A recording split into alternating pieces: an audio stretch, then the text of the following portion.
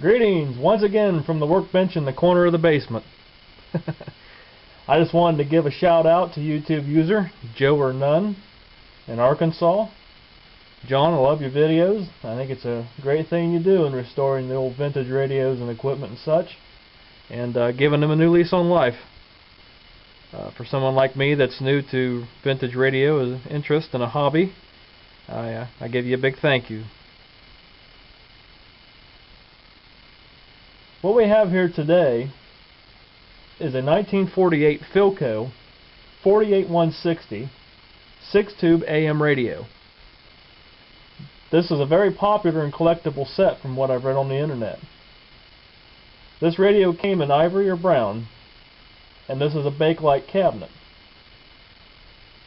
Now, when I bought this radio yesterday at an antique store for 35 bucks and a little bit of tax, I thought I really paid way too much for it. The last evening I was doing some cruising around on the internet and such, and looking around online for some info and some schematics, which by the way are available at nostalgiaair.org. I took a general census from random websites and some members of ARF, or Antique Radio Forum, that these sets are going price-wise anywhere in the neighborhood of 20 bucks to as high as $185 online. Also, from what I learned on PhilcoRadio.com this morning, I only actually paid $2.80 more, including tax, for what this radio went for brand new in 1948 when it sold for $34.95. Learned also from PhilcoRadio.com that there were a total of 56,461 of these little sets made. And I also mentioned that there was one in white, and it's easily identified as being a 48461I for ivory. And it's mentioned a few websites too that this is a recycled model 46420 from 1946 and 7, which is very similar to these sets. And these sets, including the 1949 version, all gained cult status among several collectors and have been named the Hippo. Very interesting what you find online sometimes.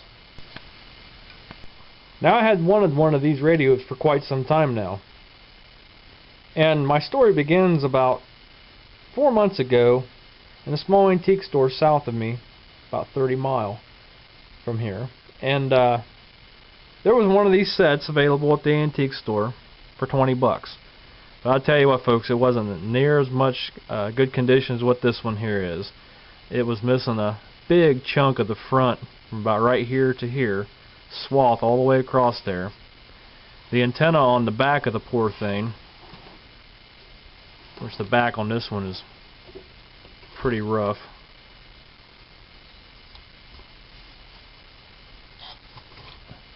This loop antenna that runs all the way around the inside of the cabinet right here was pulled out. It had become unlaminated from itself and was just strung everywhere throughout the cabinet. What a total mess. And the guy wanted $20 for it. And I kept thinking and thinking, that's a sharp looking radio. I really like that radio. It looked good. And kept thinking about it. Well, when I went down there a month or so ago and shot my video for the Antique Mall, I went upstairs, and sure enough, somebody had bought it. I went home kind of disappointed, but relieved in a way that it was probably a set that I would have had to part. I do believe the tag on it said that it didn't work, if I remember right, but it would have needed some pretty heavy restorations to decide how to redo this grill that had been busted out and how to fix that antenna in the back. Now, the other day when I come across this one at that antique mall I was telling you all about, I was looking at some other stuff. I come around the corner and my wife heard me gasp, and I held it up in the air. She's like, "You better buy that. You've been talking about nothing but that radio since you'd seen that other one, so you best be taking it home with you, because I don't want to hear it if you lose it and don't find another one." So luckily, by the grace of God, for once I decided to listen to my wife and do the right thing. Sometimes it works in our favor. Now, the previous owner was also the booth owner at the antique store where I bought this at, and he come running around the corner after I walked away to take it up front, set down front counter, and I heard him say, "Did that guy just buy my radio?" I didn't think nothing about it. Maybe another customer had been looking at it or something. And I walked up front, set it down. About halfway back, he stopped me. He's like, "Did you plug that in?" I was like, "No." "Why?" He's like, "Boy, when I found that radio, all I did was wipe it off and blew the dust out of the back, plugged it in. It's like it ran like a top." And I'm just cringing the whole time, thinking, yeah, and I wonder what's fried inside. So until this radio is 100% restored, it's not going to be plugged in. But he was as happy as a clam that the thing still performed after several years of sitting and not being used. That when he plugged it in, bam, it come right back to life. So I guess I'm impressed in a way too, because a lot of these, the electrolytics are shot and you'll get nothing but a loud AC hum out of them. Or you'll have IF cans that have went south and you get the crackling thunder effect. So if this one does work, I guess that's a blessing from the start. Now the tube complement in this does include two 7B7s for RF and IF stages. It has one 7.6C, which is a double diode triode tube, a 50L6, which is your audio output tube, or your beam tube, beam output tube is what they call it in the book, a 35Y4, which is your AC-DC rectifier, and a 14AF7, which is a double triode tube. And these are 8-pin Lochtel based tubes. And from what I'd seen, most of them are still branded Philco. Let's put the camera down and pull the chassis and see what she looks like. I don't think anybody's ever been into this one, but let's take a peek. And here it is. You know, if I'd have placed a bet before I took this out of the cabinet, which is very tight to get out of there, I had to ask a few members of Antique Radio Forum exactly how you get it past this tuning indicator right here. And all you do is just pull this back. It's spring-loaded, and this little dowel cord right here comes back, goes through this notch, comes around and sits right here in the middle. So that was fairly easy to unhook that. Now getting the chassis past that part, that was a feat without having to damage anything. Especially being this antenna's loose, which I did have to clip the leads off the back, but they have been numbered accordingly as to 1, 2, and 3 and tuning capacitor, where they go back. So that way they get back to their proper location. Very dirty little radio. And the tubes, I thought at one time, were all Philco. Now there's a mix of Philco. This is a Philco. This is a Raytheon up here.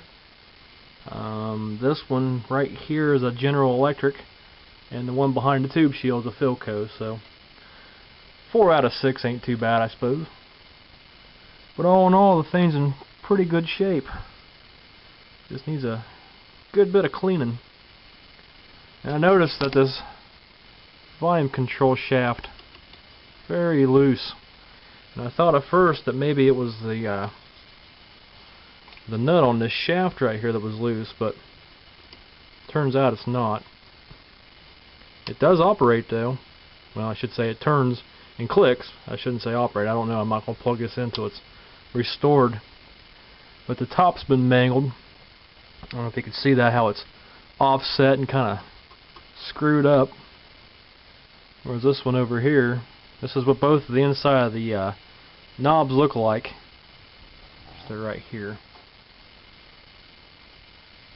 One of them is in good shape. That one's got a split down the side.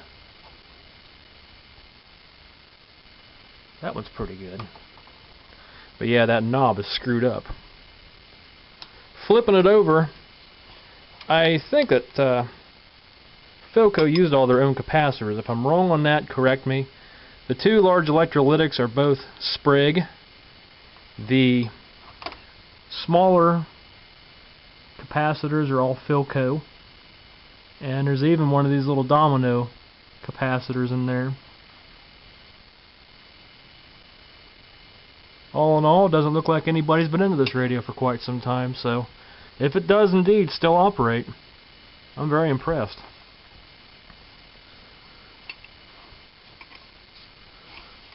So there's a look at a 1948 Philco 48460. And the tube layout, I gave you the wrong tube layout on this the other day. I did go online to nostalgiaair.org and got the proper parts diagrams for this, schematics as you say. And the tube lineup in this radio, need this on a turntable. The tube lineup in this radio, your 14AF7 up front here is a converter. Your 7B7 is your first IF amplifier. Your next 7B7 is a second IF amplifier. This is your 35Y4 rectifier tube. Your 50L6 GT audio output tube or beam tube. And your 7C6 detector AVC first audio tube. Very interesting setup. So, I hope that you enjoyed this video, and we'll be posting some more later. And until next time, from the workbench in the corner of the basement, this is Nathan.